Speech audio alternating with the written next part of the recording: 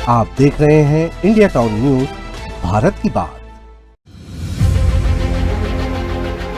25,000 रुपये राशि लिया था और उसके एवज में मैंने पूरा पैसा भी दे दिया हूँ, ब्याज भी दे दिया हूँ और क्या बोलते हैं 4 केस लगा दिया। हाँ, चेक वापस नहीं किया।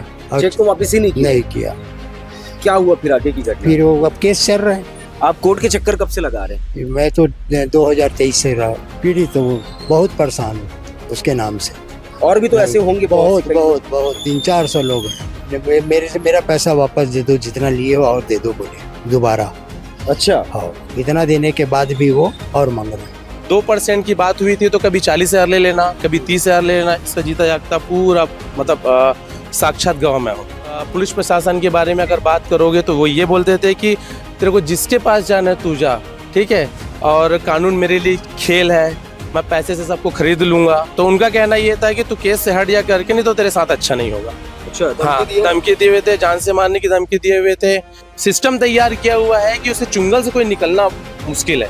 अच्छा, हाँ, और अपने आप को ना शब्दकोश का माहिर बनाता है। पोस्ट ऑफिस और हमारे पास जो चेक बाउंस का केस था, मेरे पास सीधा वारंट आया हुआ था, जो 23 जुलाई के मैंने बालोद बेल से अपनी बेल करवाई है।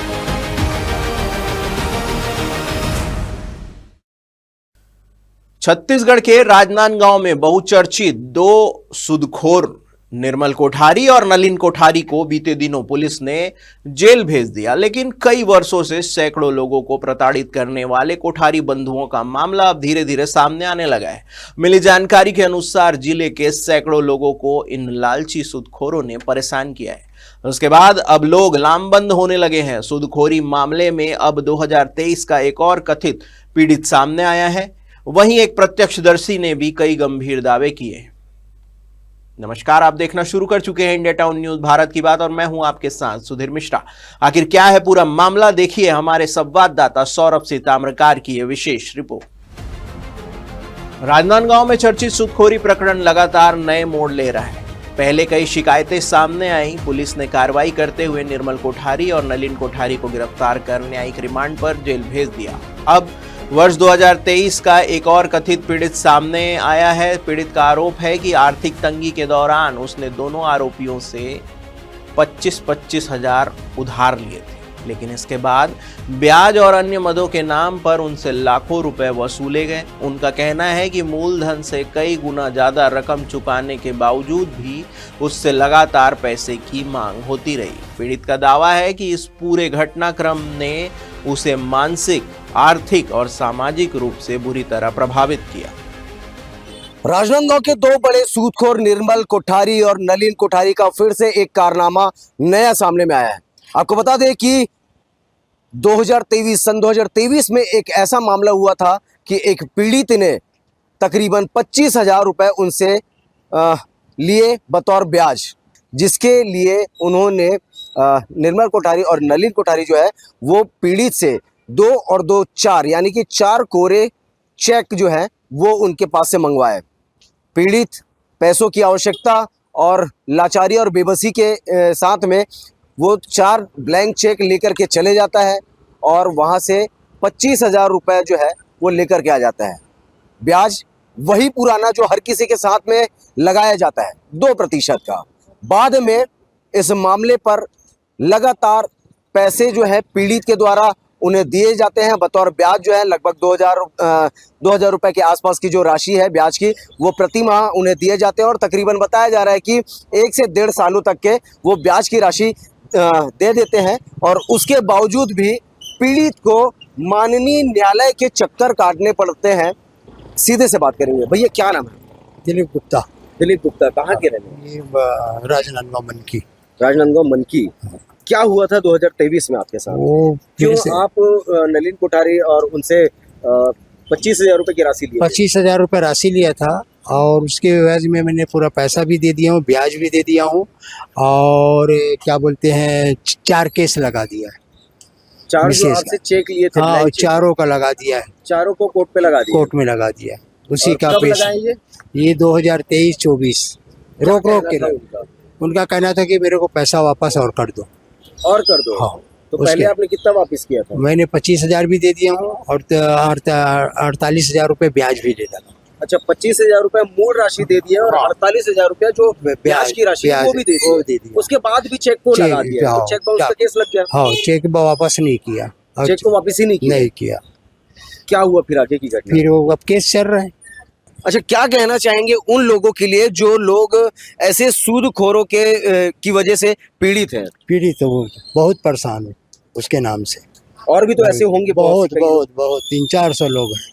300-400 लोग हैं हाँ, खाता पूरा हर जगह लगा है। और इसी प्रकार की हरकत करते हैं। ऐसे हरकत कर। तो आपसे कुछ और अतिरिक्त पैसे की डिमांड किए थे क्या? मेरे से मेरा पैसा वापस दे दो, जितना लिए हो और दे दो बोले दोबारा। अच्छा, हाँ, इतना देने के बाद भी वो और मांग रहा है। पीड़ित जो है वो अब न्याय की गुहार लगाने के लिए माननीय न्यायालय के दरवाजे पर, चौखट पर पहुंच चुका है और 2023 से इसी रास्ते और इसी तरीके से यहाँ पर पहुंच करके वो न्याय की मांग कर रहे हैं।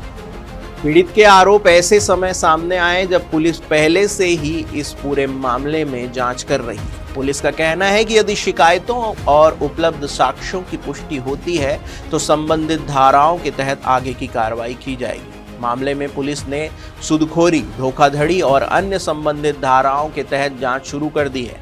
इस मामले में एक नया मोड़ तब आया था जब एक प्रत्यक्षदर्शी और कथित गारंटर मोहम्मद शाद भी सामने आए। शाद का दावा है कि सिर्फ रोहित साहू ही नहीं बल्कि उन्हें भी कथित रूप से सूदखोरी के जाल में फंसाया गया। उनके अनुसार शुरुआत में कम रकम का कर्ज दिया गया, लेकिन इसके बदले कई दस्तावेजों और ब्लैंक चेक पर हस्ताक्षर करवाए गए। बाद में ब्याज लगातार बढ़ता गया और मूलधन से कई गुना अधिक राशि की मांग की जाने लगी।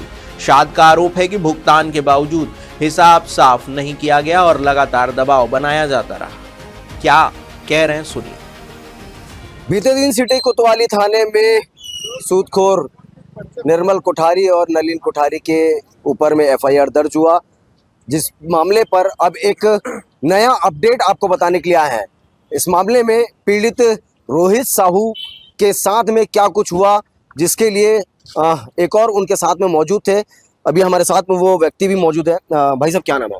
मोहम्मद शाद। मोहम्मद शाद। क्या हुआ था उस वक्त पे? उस वक्त पे ये हुआ था कि इनके जो रोहित जी के पिता है, उन्होंने क्या की थी, 5,11,000 रुपए में जमीन रखवाई हुई थी।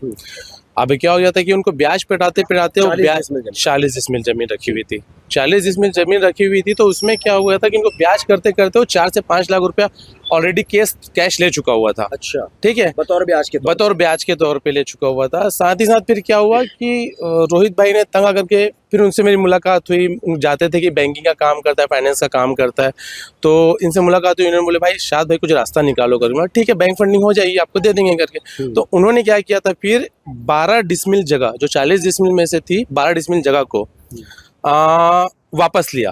अच्छा, 12 डिसमिल के एवज में हमने उनको 20 लाख रुपए का आईसीआईसी बैंक के चेक दिया हुआ था, डीडी।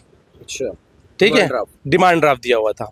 ठीक है, जो आईसीआईसी एचसीएल की ब्रांच है दुर्ग से, वहां से दिया हुआ था।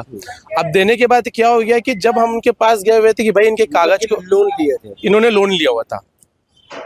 तो वो लोन तो फिर बता रहे थे कि जो जमीन है वो उनके नाम पर रजिस्ट्री हो चुकी थी। तो रजिस्ट्री उनके नाम पे हुई थी, लेकिन रजिस्ट्री ने गिरवी रखा करके रजिस्ट्री, जिसका वो प्रॉपर वे पे ब्याज देते थे जी।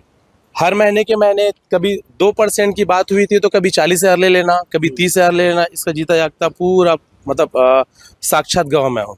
अच्छा, हाँ, इस केस का भी सारा केस को आपने अपने आंखों से देखा है? पूरा उनका कैश का लेन देन, घर में बुला करके उसको धमकी चमकी देना, उसके घर में गुंडों को भिजवाना, वसूली के लिए भेजना। ठीक है, और पुलिस प्रशासन के बारे में अगर बात करोगे तो वो ये बोलते थे कि तेरे को जिसके पास जाना है तू जा, ठीक है, और कानून मेरे लिए खेल है, मैं पैसे से सबको खरीद लूंगा, ये सब बातें करते थे।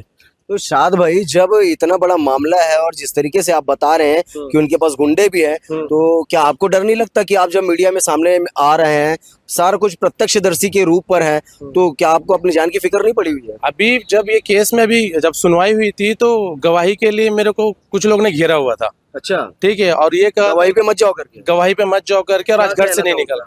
वो ये कहना था कि तू गवाही पे मत जा और केस को वापस ले ले, उस केस से हट जा। कौन लोग थे वो? अनजान लोग थे, यहाँ के नहीं थे। यहाँ के नहीं थे, बाहर से बाहर से आए थे। और मैं हाईवे से आ रहा था तो हाईवे में तो सीसीटीवी फुटेज वगैरह कुछ रहता नहीं है, तो उन्होंने कुछ ऐसी जगह पे स्पॉट किया था कि मैं हाईवे ही था वो। अच्छा ठीक है, तो उनका कहना ये था कि तू केस से हट जा करके, नहीं तो तेरे साथ अच्छा नहीं होगा। अच्छा हाँ, धमकी दिए हुए थे, जान से मारने की धमकी दिए हुए थे। ठीक है, तो मैंने कहा कि ठीक है करके, फिर मैं जैसे तैसे हिम्मत करके आज फिर से कोर्ट आया हुआ हूँ, इसलिए कि इसके साथ साथ रोहित भाई के साथ साथ उन्होंने मेरा भी चेक बाउंस करवाया है। अच्छा, आपका कितने का चेक था? मेरा तो चेक था ही नहीं, मेरा कोई लेन देन था ही नहीं उससे। अरे तो बाउंस कैसे हो गया? मैंने रोहित भाई की सिक्योरिटी के लिए उनको दिया हुआ था, ब्लैंक चेक दिया हुआ था कि अगर कल के डेट में खुदा ना खास्ता कुछ ऊंचा नीचा हो जाएगा, तो उनसे मेरा संबंध बहुत अच्छा, रोहित भाई से बहुत अच्छे नेचर के हैं। तो उन्होंने क्या किया फिर कि वो भी चेक बाउंस करवा दिया कि राजनांदगांव न्यायालय में चल रहा था। 75,000 रुपए का। 75,000। 75,000 रुपए फिर का। आपसे भी डिमांड किए होंगे? मेरे से भी डिमांड किया उन्होंने। कितने का किया? उन्होंने डिमांड किया 2.5 से 3 लाख रुपए का 2.5 से 3 लाख रुपए देने का है और आपने करके। पैसा लिए थे? मैंने कोई 75,000? कोई पैसा नहीं लिया उनसे मैंने।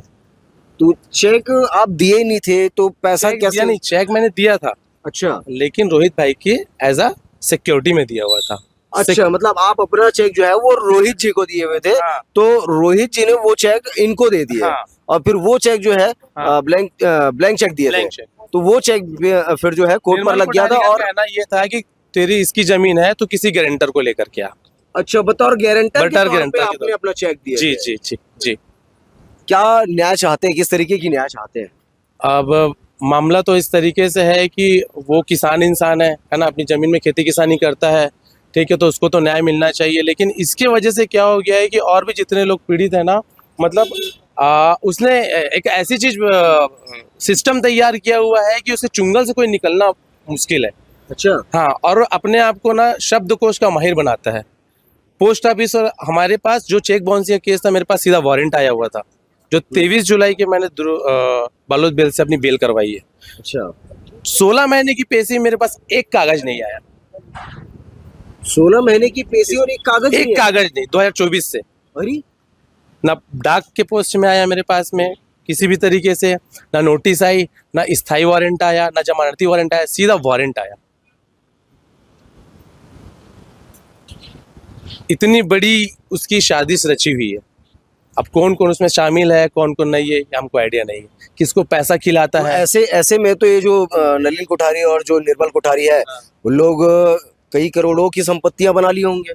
मेरे हिसाब से पूरे राजनांदगांव, सिर्फ राजनांदगांव के आसपास के एरिया 500 से 600 लोग होंगे इनकी चंगुल में अभी तक। 500 से 600 लोग लगभग पीड़ित है। जो पीड़ित है, और उसमें से कई लोग ने तो मर भी गए होंगे, लेकिन अभी भी उनका ब्याज उनको आ रहा है। प्रॉपर्टी दे दो, नहीं दोगे तो किसी को भिजवाते हैं। ठीक है, और झूठे कागज पे झूठी नोटिस बना करके सील थप्पा लगा करके देते हैं, ताकि डर कायम रहे, ब्याज का डर कायम रहे। ठीक है, अब इससे ज्यादा मैं क्या ही बोलूं। जो इंसान गुंडागर्दी करने के बाद में पुलिस प्रशासन और किसी को कुछ नहीं समझ रहा है, उसकी क्या ही हो सकता है। मैं यही चाहूंगा कि केस लगा हुआ है, न्याय मिले। ठीक है, और जितने भी लोग इसके चुंगल में हो, सब के सब बेइज्जत बरी हो जाए। मोहम्मद शाद, निर्मल कोठारी और नलिन कोठारी वाले जो रोहित कुमार साहू के साथ में जो केस हुआ था, जो पूरी घटनाक्रम हुई थी, उसके साक्ष्यदर्शी है। इनके खुद का भी चेक लगा, वो भी कोरा चेक, ब्लैंक चेक, और वो भी चेक जो है बाउंस करवा दिया गया 75,000 रुपए की अमाउंट डालकर। और डिमांड कितने की थी? 4 लाख। 4 लाख रुपए की डिमांड। जरा सोच करके देखिए कि पीड़ित लोग ऐसे कितने होंगे राजनांदगांव जिले भर में जो ऐसे सूदखोरों का शिकार होते हुए आए हैं। सारी तस्वीरें दिखाएंगे और जो भी पीड़ित होंगे उनसे भी हम बात करेंगे और उन सब के क्या कुछ कहने रहते हैं, सारा चीज हम आपको केवल और केवल इंडिया टाउन न्यूज पर लगातार दिखाते हैं।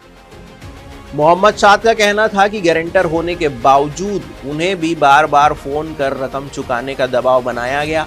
उनका आरोप था कि उन्हें मानसिक रूप से प्रताड़ित किया गया और आर्थिक नुकसान भी उठाना पड़ा। उन्होंने प्रशासन और पुलिस से निष्पक्ष जांच की मांग करते हुए कहा है कि पूरे मामले की गहराई से जांच होनी चाहिए, ताकि यदि किसी के साथ अन्याय हुआ है तो उसे न्याय मिल सके। फिलहाल इस पूरे मामले में पुलिस जांच जारी है। आरोपों की सत्यता की पुष्टि जांच पूरी होने के बाद ही हो सकेगी।